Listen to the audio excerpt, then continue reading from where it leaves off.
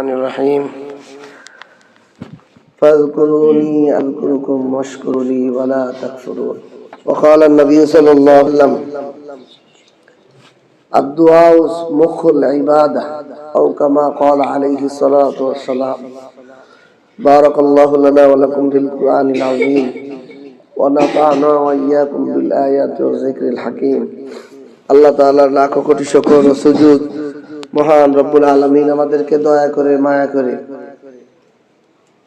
জুমার দিন পার হয়ে শনিবারের দিন রাত শুরু হয়ে গেছে।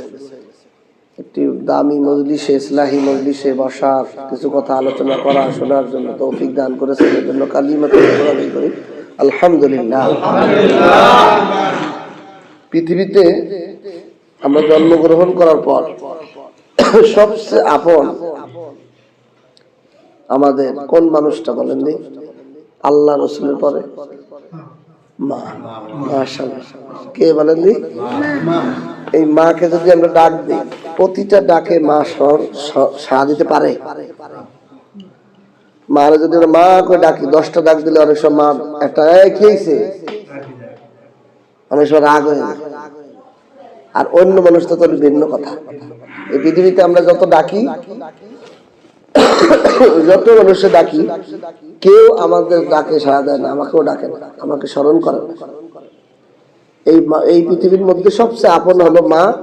এই মাকে যদি আমরা স্মরণ করি, তাও সে অনেক সব ভুলে যায় ডাকে স্মরণ করতে, আমার ডাকে সাড়া দিতে, ঠিক কিনা? কিন্তু আল্লাহ তাআলা কোরআনে কারীমের মধ্যে যে আয়াতটা আমি খুতবার পরে পড়েছি, ফাযকুরুনি, যারা আমাকে স্মরণ করবে, আমাকে ডাকবে, আযকুরুকুম, আমি তাদেরকেও আমি স্মরণ করব। আল্লাহ বলেন নাই যে তুমি একবার ডাকলে আমি একবার স্মরণ করব, বরং আমি যতবার স্মরণ করবো আল্লাহকে, আল্লাহ ততবার আমাকে স্মরণ করবে। আযকুরুকুম এটা হলো ভবিষ্যতের শব্দ। আমি একদিন বলছিলাম ভবিষ্যতের শব্দ সবচেয়ে বড় লং টাইম, যার সীমানা শেষ সীমানা নাই। অতীত এটা একটা নির্দিষ্ট কাঠামোর মধ্যে আটকে গেছে এতদিন। ঈসা আলাইহিস সালামের জন্ম থেকে আজ পর্যন্ত 2026 সাল, 2026 বছর আগে, তাহলে এটা সীমাবদ্ধ হয়ে গেছে না? অতীত মানে সীমাবদ্ধ। আর বর্তমান হলো, বর্তমান বলতে কোনো সময় নেই, কারণ আমি এই যে এরপরে কি বলবো এটা হয়েছে অতীত। বলছি যতক্ষণ টাইম, বলতে দেরি, এটা যেটা বলবো সেটা হলো ফিউচার রয়েছে, ভবিষ্যৎ। আমি কি বলবো সেটা ভবিষ্যৎ, কিন্তু যেটা আমি বলে ফেলেছি বলতে যতটুকু দেরি, তখন বলা হয়ে গেলেই অতীত হয়ে যাবে। তাহলে অতীত আর ভবিষ্যতের মাঝখানে একটা সূক্ষ্ম টাইম হলো বর্তমান। যথেষ্ট আমাদের দেশের মানুষ, আমাদের দেশের সমাজের মানুষ বলে বর্তমান নিয়ে ভাবিয়ে, বর্তমান বলতে কোনো সময় নেই, কি নিয়ে ভাবো? আর অতীত এটা কিছু করা যায় না। এই জন্য বুদ্ধিমান জ্ঞানী হলো যে ভবিষ্যৎ, ভবিষ্যৎ পরিকল্পনা যার সামনে আছে সে তত জ্ঞান। আজকে এই মেসেজটা বুঝে রাখবে যে ভবিষ্যৎ নিয়ে যাওয়া হবে। কারণ ভবিষ্যৎ মানে আমি আমার 70 বছরে কি করব, কি বাড়ি লাগবে না গাড়ি লাগবে, আরে মেয়ে 70 বছর বাঁচি কিনা মরি তার কিছু। তাহলে এটা আমার লস, ভবিষ্যতের সংক্ষিপ্ত পাঠে আমি গেছি। বরং আমার মৃত্যুর পরে অনন্তকাল, যেটার কোনো সীমানা নাই, সেই ভবিষ্যৎ নিয়ে আমি পরিকল্পনা করতে পারবো, যেখান থেকে ফিরে আসার সুযোগ নাই। সেখানে আমার সামনে আমার ছোট বাচ্চা চলে যেতেছে, মরে যেতেছে, বুড়ো বুড়ো, যুবক যুবতী সবাই মনে চলে যেতেছে, যাইতে হবে এখানে। ওইটার পরিকল্পনা আমার কি?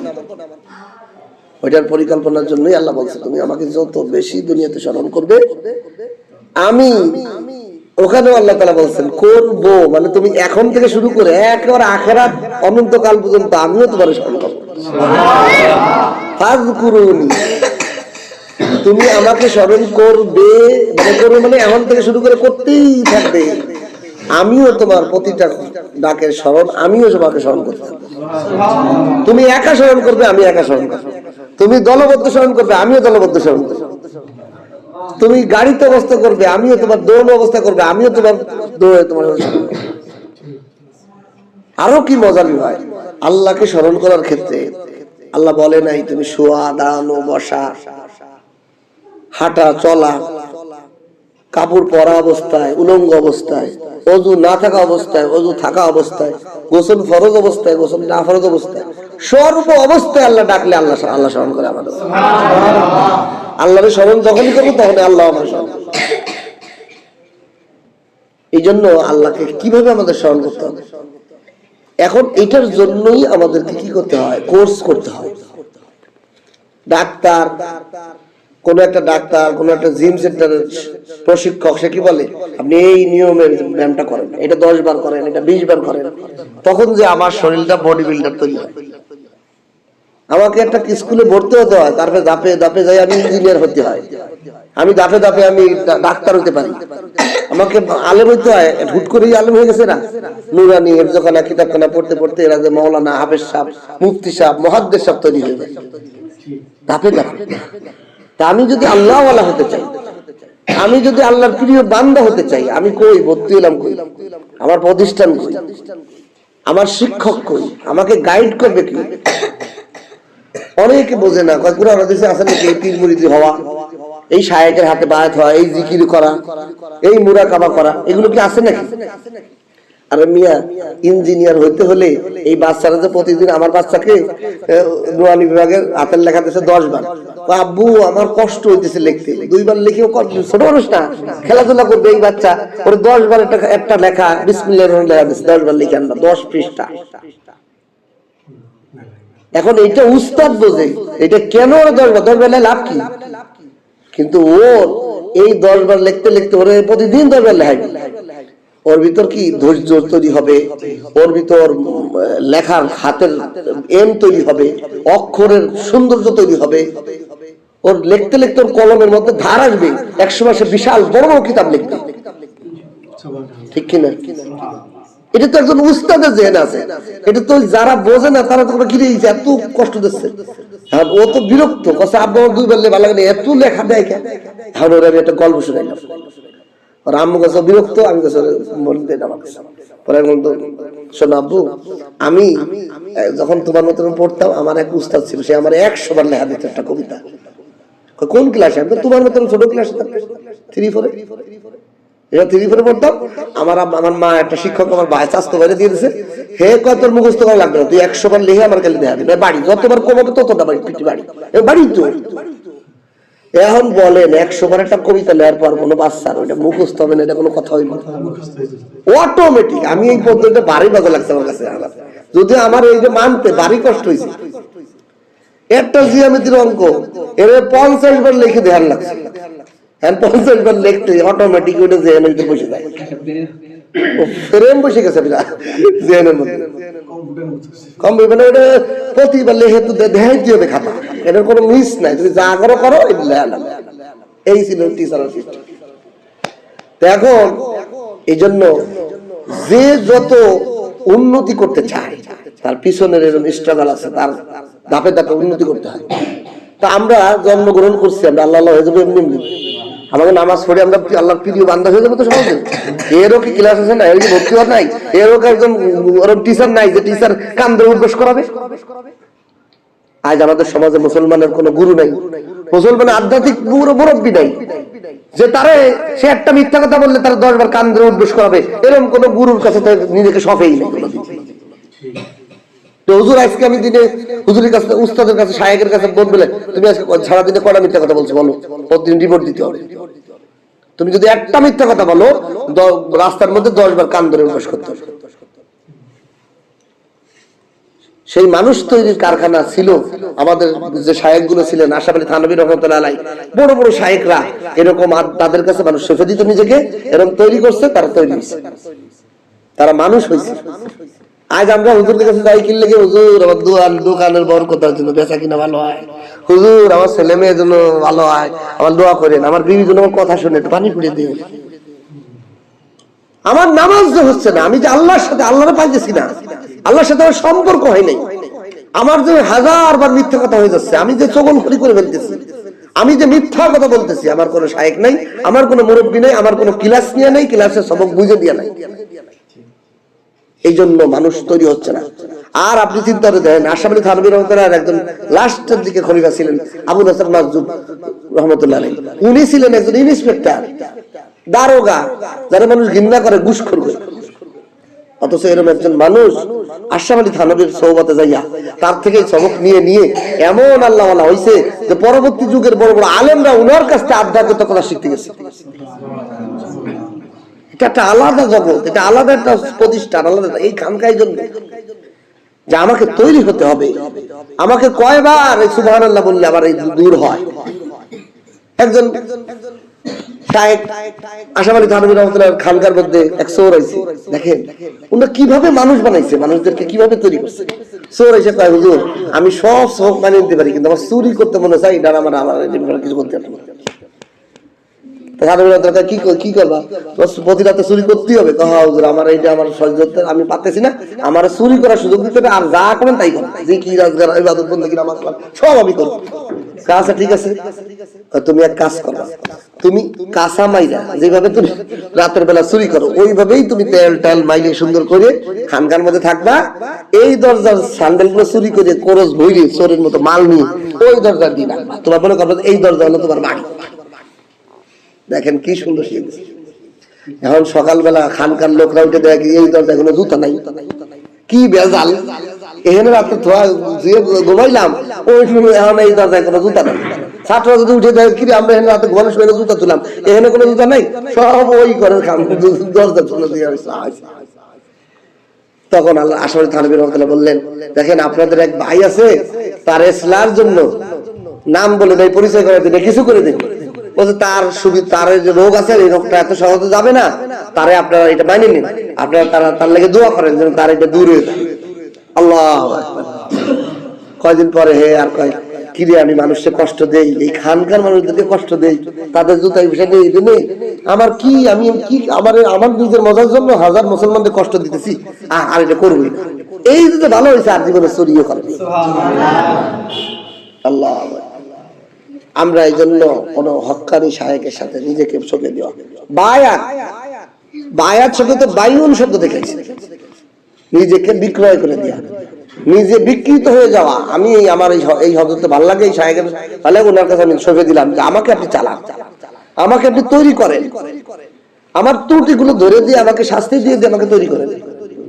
আমি কেন নামাজ পড়তে পারতেছি না, আমি কেন সত্যের পথে চলতে পারতেছি না।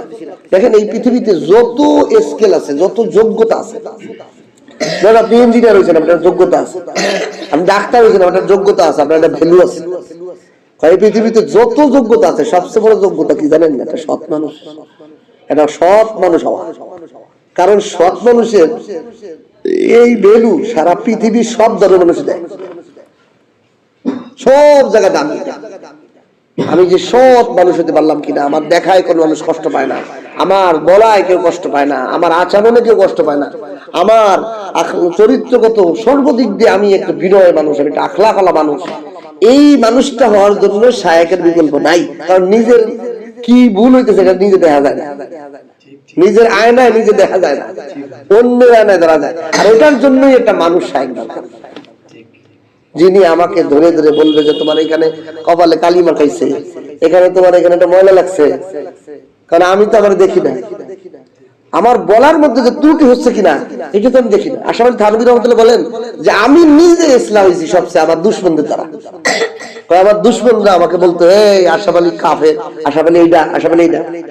একদিন আশরাফ আলী থানভী রহমাতুল্লাহ এক এলাকাতে যাচ্ছেন, দেখেন যে বেদাতি কিছু হুজুর থাকে না, হক্কানি হুজুরকে কাফের কাফের করে দেয়। তখন আশরাফ আলী কাফের, আশরাফ আলী কাফের, কেউ যাবেন না, ও ভণ্ডপীর। তো উনি ছদ্মবেশে সুন্দর করে রুমাল নিয়ে ওই মাহফিলের স্টেজে গেছেন, যাই বলছে আমাকে একটু মাইকটা দেবেন, আমি 2 মিনিট একটু কথা বলতাম।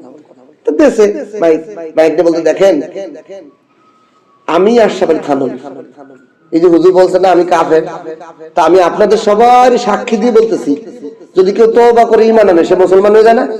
আস্তাগফিরুল্লাহ রাব্বি মিন কুল্লি যামবি ওয়া আতুবু ইলাইহি লা হাওলা ওয়ালা কুওয়াতা ইল্লা বিল্লাহিল আলিয়্যিল আযীম আশহাদু আল্লা ইলাহা ইল্লাল্লাহ ওয়া আশহাদু আন্না মুহাম্মাদুর রাসূলুল্লাহ। আমি তো এখন মুসলমান, ঠিক কি না? আমি মুসলমানদের তো কেউ কাফের বলতে পারবেন না, ঠিক কি না? উনি কাফের বলছেন, আমি তো এই যে ঈমান আনছি। তো ওই বন্ড পীর সাহেব ইসলামের কাছে, ওই লোকগুলো ইসলামের কাছে, যে এই মানুষটা কিভাবে খারাপ হতে পারে। উনার এই ব্যবহারে ওই জায়গা সব হুজুর সহ মুরিদরা সহ ওনার কাছে বায়াত হয়ে গেছে। এই যে মানুষ তৈরি হওয়া, উনি বলতে আমার যে দোষ ধরতো, আমার কাছে যে অবজেকশন চিঠি আসতো, উনি একটা ওনার মাদ্রাসা ওনার খানকার একটা বক্স রাখতেন, অভিযোগ বক্স। তো অভিযোগ বক্স দিলে কি হয়, যারা এটা ওনার দেখতেন না তারা উল্টো পাল্টা লিখে দিল। কারণ উনি ওই উল্টো পাল্টা দিয়ে দেখতেন যে এইটা আমার ব্যাপারে বলছে, এটা তো আমার ভিতরে আছে মনে হয়। তো উনি ওদের থেকে ইস্তেগফার করতেন, সংশোধন করতেন। তো এইভাবে আমি নিজেকে সংশোধন করি। আজকাল তো আমাদের এমন অবস্থা, আমি আলেম জিগাই ভাই আমার ব্যাপারে কি বলে, আমি তো জিগেই না যে আমি যে নামাজ পড়াই, আমি যে একজন আলেম, আমি যে আপনাদের এখানে আসি, আপনারা আমার ব্যাপারে কি মনে হয়, আমি কি আমার কোনো ত্রুটি হয় কিনা, এটা জিগেই না। এরপরে যদি কেউ সমালোচনা করে এই মুসলিমটা খারাপ, আমার সমালোচনা করলে কি, অথচ বুঝি না যে আমারও তো ত্রুটি হতে পারে। ত্রুটি অভিযোগ নিতেই পারি না আমি, তা আমি যত নিতে পারি না আমার মুসল্লিরা কেমন। যেমন শয়তান নিতে পারে না, শয়তান যে ভুল করছে ভুলটা নিতে পারে না, তা আমার ভিতর তো আদমের গুণ আসে নাই, বরং শয়তানের গুণ আছে। আদম আলাইহিস সালামের ভুল কি ছিল? আদম আলাইহিস সালাম তো নিজে গন্ধম খায়নি, আদম আলাইহিস সালামকে ওনার বিবি শয়তানের চক্রান্ত করে খাওয়াইছে। তো উনি তো আল্লাহর কাছে আমি খাইনি, আমার বিবি আমারে খাওয়াইছে, আমার কি দোষ? কিন্তু আমার হাত নাই। অভিযোগ, যুক্তি, তর্ক করতে পারতেন না, কিন্তু উনি করেন না। উনি বলছেন রব্বানা যালামনা আনফুসানা, আল্লাহ আমার নফস আমি নিজেই এই গুনাহ জুলুম করে ফেলেছি, নিজের নফসের উপর আমি নিজেই জুলুম করে ফেলেছি। উনি অবজেকশন দেন নাই যে আমার বিবি আমাকে করাইছে। প্রকৃত মুসলমান, প্রকৃত মাটির মুসলমান যে আত্মসমর্পণকারী, সে তো অন্যের উপর অবজেকশন করাই জানবে না, সে নিজের উপর অবজেকশন করবে যে আমি করে ফেলেছি। আদম আলাইহিস সালামের দোয়া তো বিখ্যাত দোয়া, রব্বানা যালামনা আনফুসানা, আমি আমার নফসের উপর আমি জুলুম করে ফেলেছি, আমি আমি কেউ আমার সাথে ইনভলভ নাই, কারো কারণে করি নাই, আমার দোষের কারণে এটা হয়েছে, আমার গুনার কারণে এটা হয়েছে, আমার গুনার কারণে আজকে মানুষ ইসলামের দিকে আসতেছে না, আমার গুনার কারণে যুবক সমাজে নামাজ পড়তেছে না। এই অবজেকশন আমার ভিতরে আসতে হবে যে যুবকরা কেন আসতেছে না, যুবকরা কেন এত উল্টো পাল্টা নামাজ পড়ে না, যুবকরা এরকম গুনাহ করে কেন? আমার কারণ থেকে উল্টো, যে আমার গুনার কারণে এরকম হচ্ছে। হায় আমি পারতেছি না, আমার ত্রুটি। এই যে বিনয় হওয়া, এই আখলাকের গুণ যতক্ষণ পর্যন্ত না আসবে, সে প্রকৃত বান্দা হতে পারবে না। বান্দা মানেই তো দাসত্ব, গোলাম, বিনয়। মনিবের কাজ আমি করতে পারতেছি না, আমার মালিক আল্লাহ, আর আল্লাহর পরিবারের যে দায়িত্ব আমাকে দিয়ে হয়েছিল সেটা আমি পারতেছি না, ত্রুটি হয়ে যাচ্ছে আমার। আমি এই জন্য বিনয়, আমি একজন দাস, আমি গোলাম, আমার ভুলের কারণে আমি অপরাধী নিজেকে মনে করতে হবে। তা আল্লাহকে স্মরণ করতে হবে, আল্লাহকে স্মরণ, দাঁড়ানো, বসা, উঠা বসা যে কোনো অবস্থায় স্মরণ করবে তাকে আল্লাহ তাআলা স্মরণ করে। বুখারী এবং মুসলিমের বর্ণিত হাদিস, একটা গল্প শুনে আপনাদের। আল্লাহকে স্মরণ করার একটা তরিকা এই হাদিসের মধ্যে শেখানো হয়েছে। লম্বা একটা হাদিস, বনি ইসরাইলের ওমর ফারুক রাদিয়াল্লাহু তাআলা এই হাদিসটা বর্ণনা করছেন যে রাসূলুল্লাহ সাল্লাল্লাহু আলাইহি ওয়াসাল্লাম বলেন, বনি ইসরাইলের তিনজন বন্ধু। কয়জন বন্ধু? তিন বন্ধু বান্দরবন পাহাড়ি এলাকা ঘুরতে যায় না বন্ধুরা মিলে, এরাও সবাই মিলে পাহাড়ে ঘুরতে গেছে। ঘুরতে গেলে পাহাড়ের মধ্যে ঘুরতেছে, পাহাড়ে আবার ঘন ঘন ঠাস ঠাস করে বৃষ্টি হয়। কেন? মেঘ বাড়ি খায়, সমতলে তো মেঘটা বাড়ি খেতে পারে না। আর পাহাড়ের মধ্যে আলহামদুলিল্লাহ আমিও গেছিলাম কিছুদিন আগে বান্দরবন, খুবই মানে আল্লাহ তাআলার আসলে বরত্ব, যে এত বিশাল বিশাল পাহাড়, এত সৌন্দর্য বাংলাদেশে থাকছে, এটা না গেলে বোঝা যাবে না বান্দরবন না গেলে। যে এই পাহাড়ি এলাকায় যখন তারা ঘুরতে গেছে, পাহাড়ের গুহা, ঝর্ণা, বিভিন্ন জিনিস সৌন্দর্য আছে, তো হঠাৎ বৃষ্টি জবজব করে বৃষ্টি হয়, প্রচুর বৃষ্টি হয় পাহাড়ি এলাকায়, হঠাৎ করে বৃষ্টি হচ্ছে। এই বৃষ্টি থেকে বাঁচার জন্য তিন বন্ধু মিলে দৌড়াতে দৌড়াতে দৌড়াতে একটা পাহাড়ের গুহার মধ্যে আশ্রয় নিছে। যেই পাহাড়ের গুহার মধ্যে আশ্রয় নিছে, তখনই ওই পাহাড়ের বৃষ্টি হইলে পাহাড়টা ধসে, তো বড় একটা পাথর উপর থেকে আইসে গড়িতে গড়িতে ওই পাহাড়ের গুহার মুখে এসে পড়েছে। এমন একটা অসীম জায়গা যেখানে সচরাচর মানুষ থাকে না, পাহাড়ি এলাকায় এমনি মানুষজন কম, গরিব একটা জায়গা। যেই পাহাড়ের ওই গুহার মধ্যে তিনজন বন্ধু আর একটা পাথর এসে মুখ কাটিয়েছে, বড় একটা পাথর। তিনজনের অনেক ঠেলাঠেলি করে, সম্ভব না। তিনজনের জীবনের শেষ ঘন্টা বাজার মতো, যা আমাদের এই মৃত্যু হবে, না খাইয়ে না পান করে এইভাবেই মরতে হবে, এই ছাড়া উপায় নাই। কি করা যায় চিন্তায় এদিক দিয়ে সন্ধানে নেমে আসতেছে। 3 বন্ধুর মধ্যে একজন বন্ধু জ্ঞানী ছিল, দেখো যত বিপদই হোক আমরা যদি আল্লাহকে স্মরণ করি আল্লাহ আমাদের স্মরণ করবে, সুবহানাল্লাহ। তাহলে আল্লাহকে স্মরণ করার ক্ষেত্রে আমরা আমাদের জীবনের কোনোটা ভালো কাজ, ভালো আমল, এইগুলো দিয়ে আমরা তিনজনের জীবনে খুঁজি, এই ভালো কাজগুলোকে আল্লাহর কাছে বলে আমরা আল্লাহকে স্মরণ করি। প্রথম বন্ধু দাঁড়িয়ে গেল, ঠিক আছে আমি আগে করি। কি আমার ভালো কাজ? শোনো, আমি প্রতিদিন বাজার থেকে ব্যবসা বাণিজ্য করে সবকিছু করে মেষ চালান করতাম, বিভিন্ন জিনিস ফার্ম ছিল আমার, এগুলো থেকে আইসে আমি আমার পরিবারের এমন সিস্টেম বানাইছি যে আমার মা এবং বাবার মুখে দুধ না পান করায় আমি আমার পরিবার, ছেলে মেয়ে, বাচ্চাদেরও আমি দুধ খেয়ে দিই। আল্লাহু আকবার। আমি প্রতিদিন রাতের খাবার আমার মারে আগে খাওয়াবো, মা বাপরে, এরপরে আমার বাচ্চাদের এই দুধ পান করে। কিন্তু ঘটনাক্রমে একদিন আমি অনেক দূরে চলে গেছি কোনো কাজে, আসতে আসতে ফিরতে ফিরতে আমার রাত 12টা বেজে গেছে। বাচ্চারা তো নিয়ম, এটা আমার নিয়ম, আমার বাবা মারে না খায় খাওয়ানো যাবে না, আর আমি খাওয়াবো, এই জন্য তারাও লেট করতে করতে ঘুমায় পড়ছে, বাবা মা ঘুমায় পড়ছে, যে আমি আসলে তারা দাঁড়াবে। তখন আমি অনেক লেট করে যখন আসছি, আইসা দেখি সবাই ঘুমন্ত, আমি দুধ দিয়ে মা বাবার কাছে গেছি, দেখি মা বাবাও ঘুমাই গেছে। তখন আমি মা বাবাকে পাশে দুধের বাটি নিয়ে দাঁড়াই গেছি। আল্লাহ কয় যুবক বলতেছে, আমি যখন দাঁড়ায় গেছি সারা রাত দাঁড়ায় গেছি, সকাল হয়ে গেছে। মা বাবা সকালে ঘুম ভেঙে দেখে যে আমি দুধ নিয়ে দাঁড়াইছি। তুমি এত দাঁড়াইছো কেন? আপনাকে দুধ না পান করে তুমি খাইতে পারি? আমিও খেতে পারি না, বাচ্চাদের খাইতে। পরে ওনাদেরকে খাওয়াইছি, খুব খুশি। আল্লাহ আমার এই কাজটা যদি আপনার জন্য করে থাকি, আপনি যদি খুশি হয়ে থাকেন, আমাদের এই বিপদ থেকে উদ্ধার করেন, বলে না। 3 বন্ধু মিলে সবাই মিলে আমিন কইছে।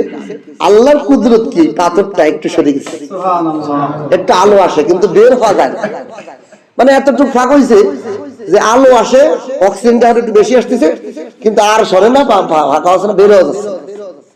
দ্বিতীয় বন্ধু কয়, তাহলে আমি আমার জীবনে একটা হিস্টোরি দিয়ে দোয়া করি, ভালো কোনো ঘটনা। ওই দ্বিতীয় বন্ধু কাছে, দেখো আমার লাইফে একটা ঘটনা আছে।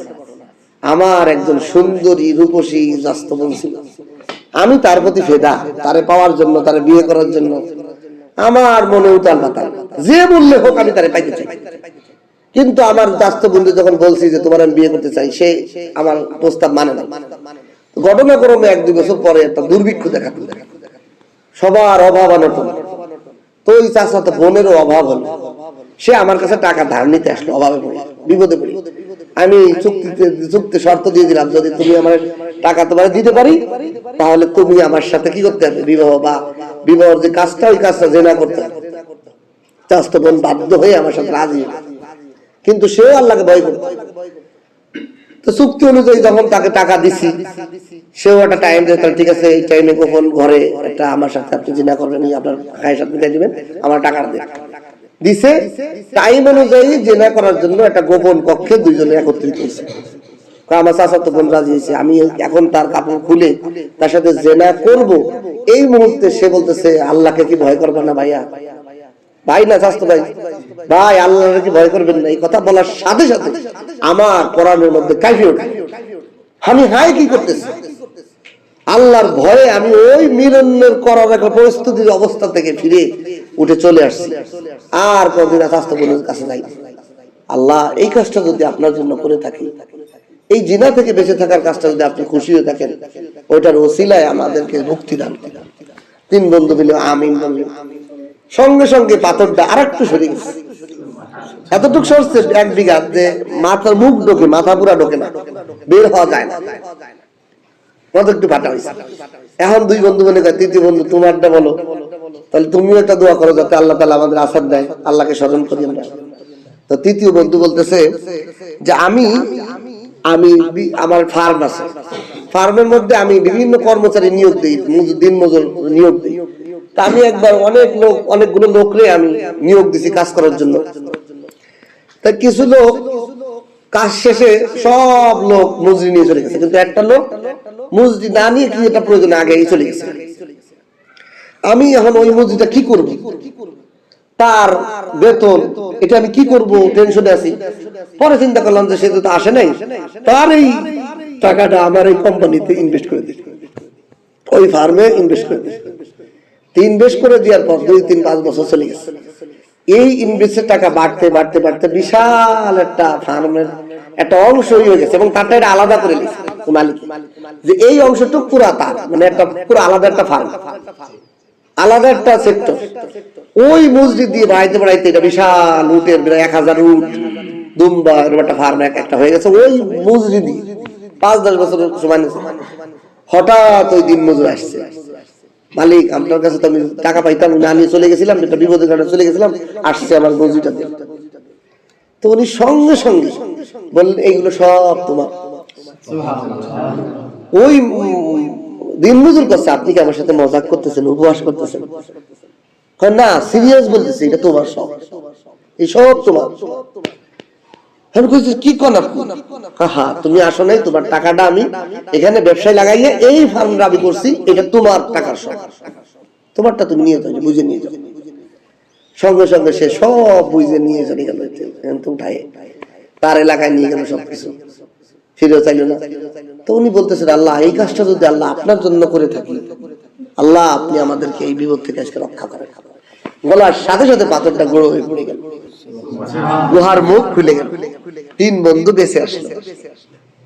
এখন এই ঘটনা বনি ইসরাইলদের 3 বন্ধুর কারণ থেকে আমাদের জন্য কতগুলো জিনিস শিক্ষা। 1 নম্বর হলো যে আল্লাহকে স্মরণ করলে আল্লাহ স্মরণ করে কিনা। ফাজকুরুনি আযকুরুকুম। বান্দা যত বড় বিপদে থাও, যত বড় বিপদে থাও। এর সাথে আরো 2টা গল্প মনে পড়ছে, 2 মিনিটে করি, আর সময় অল্প।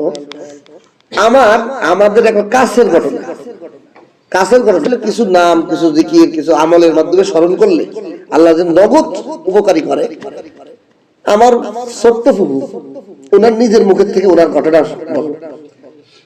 মানুষ যখন, মেয়েরা যখন নতুন বিয়ে হয়, শ্বশুর বাড়ি একটা হলো মানে কি বলবে জাহান্নামের মধ্যে থাকে। একটা মেয়ের প্রথম শ্বশুর বাড়িটা হয় কি জাহান্নামের মধ্যে। কেন? শাশুড়ি ভুল ধরবে, ননদে ভুল ধরবে, এ ভুল ধরবে, ও ভুল ধরবে, কি করলে কি না, নতুন বউ এই তুই আমি লাগালাম। এটা যারা মেয়ে তারা হাড়ে হাড়ে বলে। আমার ফুফু কয়, আমিও যখন তোর ফুফুর বা ফুফুজানের বাসায় গেলাম, আমারও তো মানে কি করলে কি ভুল হয়, নতুন করে এই ভুলে খালি ভুল ধরা গ্রামের মানুষ মহিলাদের। তা আমার মা আবার খুব দিনদার পরেশগার ছিলেন। আমার মা আমি বিপদ, যদি কঠিন বিপদে পড়ে যায় কি করবো, তা আমার মা আমার ফুফুরে শিখাই দিয়েছিলেন, যত বড় বিপদে পড়ো ইন্না লিল্লাহি ওয়া ইন্না ইলাইহি রাজিউন। না, এটা না, লা ইলাহা ইল্লা আনতা সুবহানাকা ইন্নী কুনতু মিনাজ জালিমিন। দোয়া ইউনূস আলাইহিস সালামের দোয়াটা এইটা পড়বা। আল্লাহ মাছের পেটে ইউনূস আলাইহিস সালামকে বাঁচাই দিয়েছে, তুমি এইটা পড়বা, এইটার কারণে আল্লাহ তোমাকে বাঁচাই দিয়েছে। এখন আবার এই প্রভু কি করছে, শ্বশুর বাড়ি যাওয়ার পর বলতে ওনার নিজের মুখে ঘটনা, আমি বড় একটা মাছ কিনে আনছে, এই মাছটা নতুন বউ করবে। এখন এই মাছটা সবাই এদিক ওদিক কাজ করতেছে, এই মাছটা যখন বড় মাছ বটিতে দিয়েছে, বটির এই মাঝখান থেকে বাইঙ্গি বলেন মাথার উপর আশ্রম ভেঙে পড়ছে না। এখনই তো কবে, এ তো অলক্ষী মুভি আমাদের দেশে। এটা মুসলমানের অলক্ষী বলতে কিছু নেই। আমাদের এই হিন্দুনি প্রথাগুলো আমাদের মুসলমানের ভিতরে ঢুকে পড়ছে। সেটা হলো যে কোনো একটা মানুষের কাছে যদি কোনো একটা জিনিস ভেঙে যায়, মনে করে এই লোকটা অলক্ষী। কিন্তু আমাদের ইমানের কথা, এটা যদি কেউ বলে তার ইমান চলে যাবে, সে তওবা করা উচিত। কারণ ওয়াল কদরি খাইরিহি ওয়া শাররিহি মিনাল্লাহি তাআলা।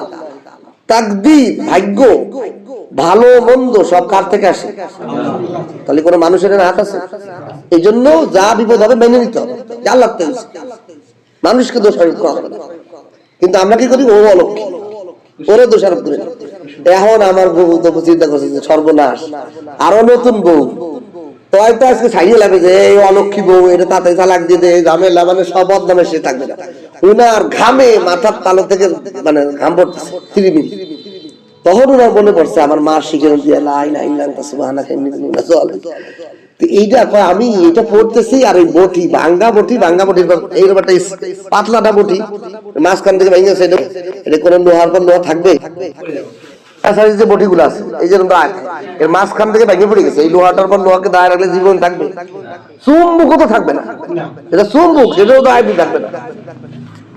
আমি দোয়া ইউনূস পড়তে পড়তে এই বটির এরকম রাখতেছি, কেমন মানে বুদ্ধি তালে তালে করতেছি, চেষ্টা করতেছি।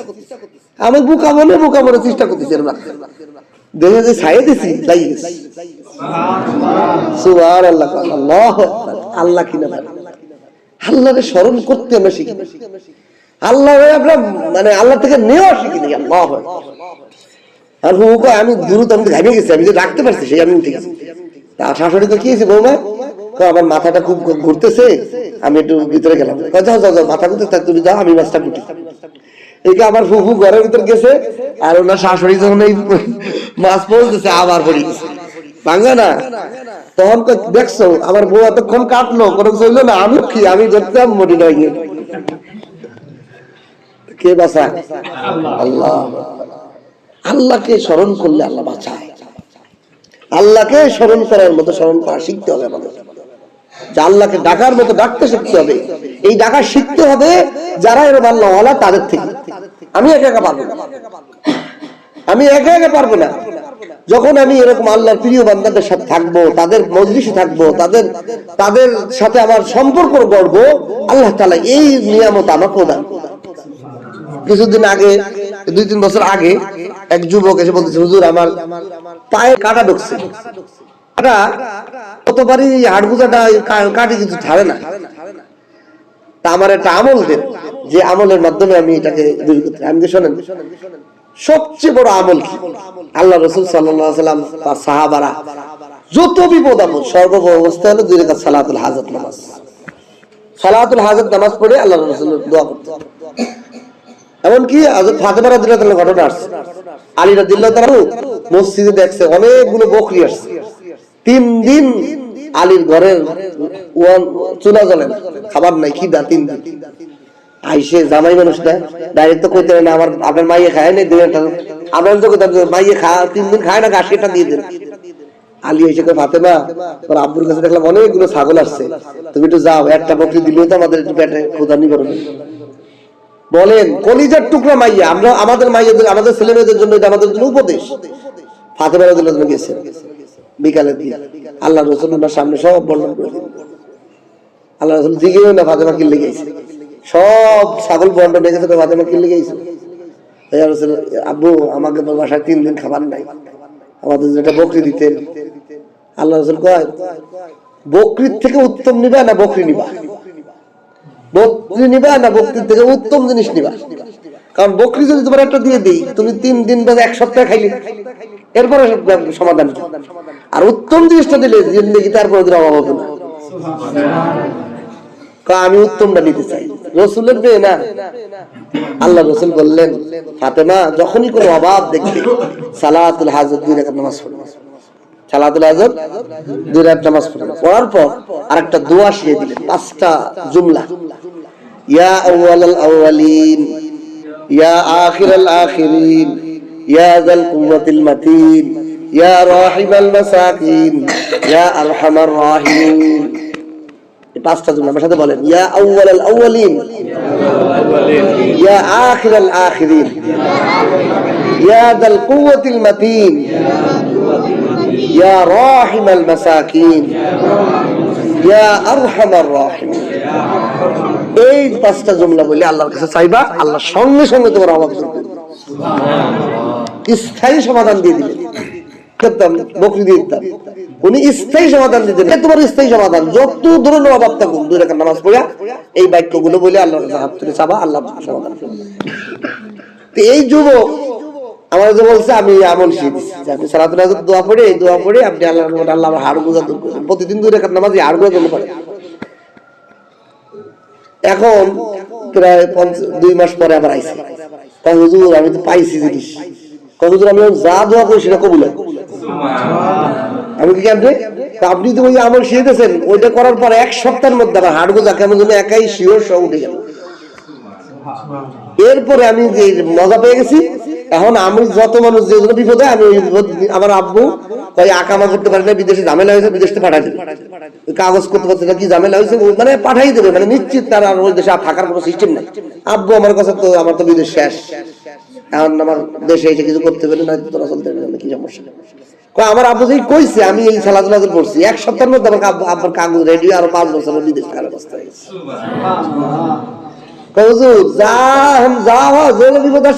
আমি চুপচাপ করে 2 রাকাত সালাতুল হাজাত পড়ি আর এই দোয়া পড়ি, আল্লাহর কাছে দোয়া করি। আজ আমরা আল্লাহ থেকে নিয়ে আসি কিনা, আমরা বিপদে হায় হুতাশ করি, আমরা মাজারে যাই, আমরা ভণ্ড পীরের কাছে যাই, আমরা বট গাছের কাছে চাই, নিম্ন কাছে চাই, অথচ আল্লাহ রসুলের সাহাবীদের নমুনায় যদি আমরা আল্লাহকে এইভাবে স্মরণ করতাম তাহলে প্রতিটা বিষয়ে আল্লাহ আমাদেরকে স্মরণে স্মরণ করতাম, ঠিক কিনা? এই জন্য এগুলো শিখার জন্য হক্কানি শায়েখের কাছে কি করা, তার পরামর্শে চলা, তার পরামর্শ নিয়ে চলা, চেষ্টা করা, সর্ব অবস্থায় আল্লাহ তাআলাকে স্মরণ করা, আর প্রতিদিন কিছু না কিছু জিকির করা, শায়েখের সাথে মাশওয়ারা করে জিকির করা। জিকিরের মাধ্যমে আপনি যে 1 ঘন্টা জিকির করলেন, 5 মিনিট জিকির করলেন, মানে হলো আপনার জিকির শেষ। জিকির মানে প্র্যাকটিস। আপনার বডিটা দুর্বল, আপনি সকালে একটু ব্যায়াম করছেন মানে সারাদিন আপনার বডিটা ভালো সার্কুলার। আপনি সকালে 10 মিনিট জিকির করছেন মানে আপনার রাত্রে ঘুমানো কিন্তু একেবারে আল্লাহর স্মরণটা আপনার দিলের মধ্যে থাকবে। কোনো গুনাহ সামনে আসলে আল্লাহ সামনে এসে আপনার ভয় লাগবে যে আল্লাহ দেখতেছে। এই জন্য তো আমাদের শায়েখরা বলতেন যে কিছু কিছু কবিতা আছে উর্দু ফার্সিতে, এই কবিতাগুলো পড়া, কিছু কিছু আয়াত আছে এগুলো বেশি বেশি তেলাওয়াত করা। ওয়া হুয়া মাআকুম আইনামা কুনতুম আল্লাহু বিমা তা'মালুনা বাসীর। ও বান্দা, তুমি যেখানে থাকো না, যেখানে হও না কেন, সব জায়গায় আমি তোমার সাথে আছি।